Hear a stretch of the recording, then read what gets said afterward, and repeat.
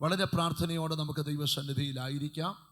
കർത്താവിൻ്റെ വചനത്തിൽ നിന്ന് നിങ്ങളോട് പറയാനായിട്ട് എൻ്റെ ഉള്ളത്തിൽ പരിശുദ്ധാത്മാവ് തന്ന ഒരു വചനം നമുക്ക് അല്പനേരം ഒന്നിച്ചു ധ്യാനിക്കാൻ കർത്താവ് കൃപ ചെയ്യട്ടെ. പത്രോസിൻ്റെ 1-ാം ലേഖനം 2-ാം അധ്യായത്തിൻ്റെ 3 മുതൽ 5 വരെയുള്ള വാക്യങ്ങളാണ് നമ്മൾ വായിച്ചു കേൾക്കുന്നത്. 1 പീറ്റർ ചാപ്റ്റർ 2 വേഴ്സ് 3 to 5. വളരെ നല്ല 2-3 വാക്യങ്ങളാണ് നമ്മൾ വായിച്ചു കേൾക്കാൻ പോകുന്നത്. വാഞ്ചിപ്പീൻ, കർത്താവ് ദയാലു എന്ന് നിങ്ങൾ ആസ്വദിച്ചിട്ടുണ്ടല്ലോ. മനുഷ്യർ തള്ളിയതെങ്കിലും ദൈവസന്നിധിയിൽ ശ്രേഷ്ഠവും മാന്യവുമായ ജീവനുള്ള കല്ലായ അവൻ്റെ അടുക്കൽ വന്നിട്ട് നിങ്ങളും ജീവനുള്ള കല്ലുകൾ എന്ന പോലെ ആത്മീയ ഗൃഹമായി യേശുക്രിസ്തു മുഖാന്തരം ദൈവത്തിന് പ്രസാദമുള്ള ആത്മീയ യാഗം കഴിപ്പാൻ തക്ക വിശുദ്ധ പുരോഹിത വർഗമാകേണ്ടതിന് പണിയപ്പെടുന്നു. മതി. നല്ല വചനത്തിനായിട്ട് ഞാൻ കർത്താവിന് സ്തോത്രം ചെയ്യുകയാണ്. വളരെ പ്രാർത്ഥനയോടെ ഇരുന്നാൽ ഈ വചനത്തിൽ നിന്ന് പരിശുദ്ധാത്മാവ് നമുക്ക് ആത്മീക സന്ദേശങ്ങൾ തരും. പത്രോസിൻ്റെ ലേഖനത്തിൻ്റെ 2-ാമത്തെ അധ്യായം തുടങ്ങുന്നത് നമ്മുടെ ജീവിതത്തിൽ നമ്മൾ മാറ്റിക്കളയേണ്ട ഒരു ലിസ്റ്റ് പത്രോസ് അപ്പോസ്തലൻ 2-ാം അധ്യായത്തിൽ വെളിപ്പെടുത്തുക.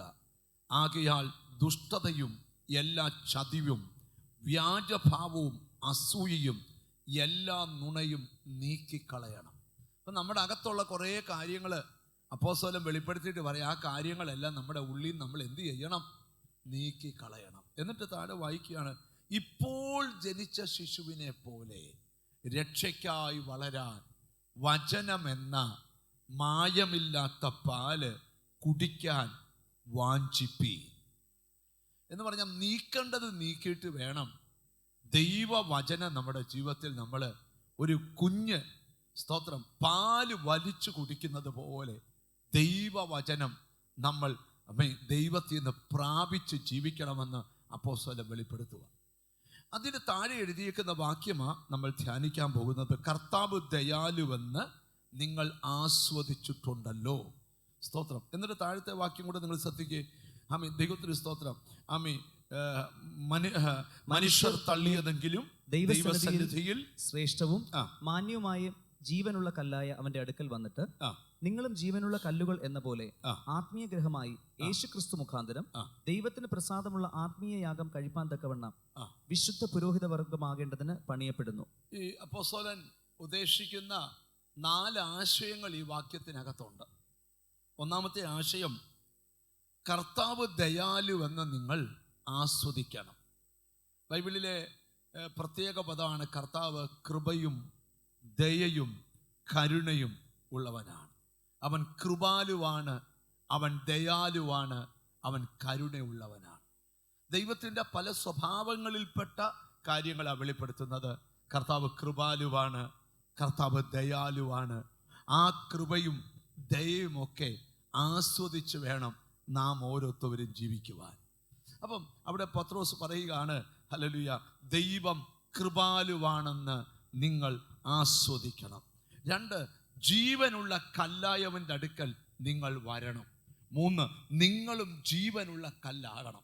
ആയാൽ അടുത്തത് വിശുദ്ധ പുരോഹിത വർഗമാകേണ്ടതിന് നിങ്ങൾ പണിയപ്പെടണം.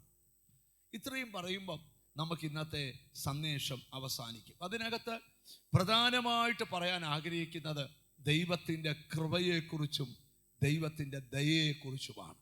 ഹല്ലേലൂയ. ദയയെക്കുറിച്ചാണ് പറഞ്ഞു തുടങ്ങുന്നത്. അവൻ കൃപാലുവാണ്, അവൻ ദയാലുവാണ്, അവൻ കരുണയുള്ള ദൈവമാണ്. ഇന്ന് വിട്ടിരിക്കുന്ന ചിലരോടൊക്കെ കർത്താവ് പറയുക, ദൈവം നിന്നോട് ഈ ദിവസങ്ങളിൽ ദയ തോന്നാൻ പോവുക. ഹല്ലേലൂയ. ദൈവത്തിന് സ്തോത്രം. ഞാൻ താഴോട്ട് ശുശ്രൂഷിച്ചു വരുമ്പം ഹല്ലേലൂയ നമുക്ക് ദൈവത്തിന് സ്തോത്രം വചനത്തിൽ നിന്ന് ചില ചിന്തകൾ നമുക്ക് ധ്യാനിക്കാനായിട്ട് കഴിയും.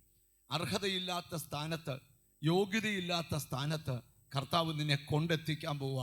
അവൻ നിന്നോട് ദയ തോന്നിയിട്ട്. ഹല്ലേലൂയ. ആർക്കും നിന്നോട് ദയ തോന്നത്തില്ല, പക്ഷെ കർത്താവിന് നിന്നോട് ദയ തോന്നി.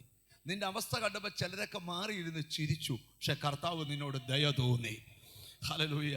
ചിലരൊക്കെ പറഞ്ഞു അവൻ അതില്ലേലും അത് അനുഭവിക്കേണ്ടതാണ്, അവൾ അത് അനുഭവിക്കേണ്ടതാണ്, അല്ലെങ്കിലും എനിക്കറിയാം ഇങ്ങനെയൊക്കെ വരുമെന്ന് എന്ന് പറഞ്ഞവരുടെ നടുവിൽ കർത്താവ് പറയുകയാണ്, ഞാൻ അവളോട് ദയ കാണിക്കാൻ പോവാ, ഞാൻ അവനോട് ദയ കാണിക്കാൻ പോവാ.